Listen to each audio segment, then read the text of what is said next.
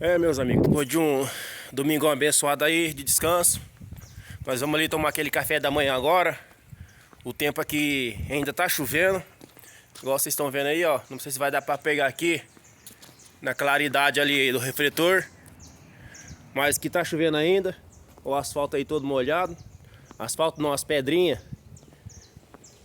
da cidade aqui, que a cidade é tudo feita na pedrinha. Mas é aquele velho ditado, ó. Falei pra vocês, não adianta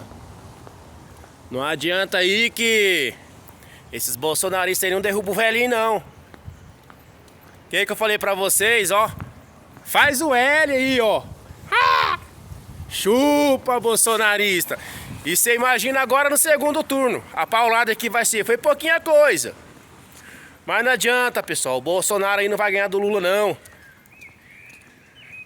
Só lamento pra vocês aí, ó.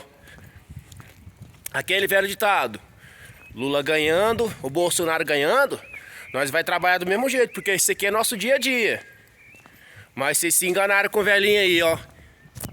Esses caras aí que fizeram aposta alta aí, que apostaram aí no Bolsonaro, 70 mil, postaram o carro, postaram tudo aí, ó. Sentaram na banana.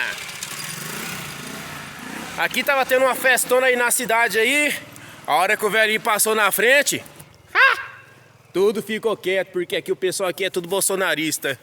Cidadinha tá um silêncio, ó. Faz o L.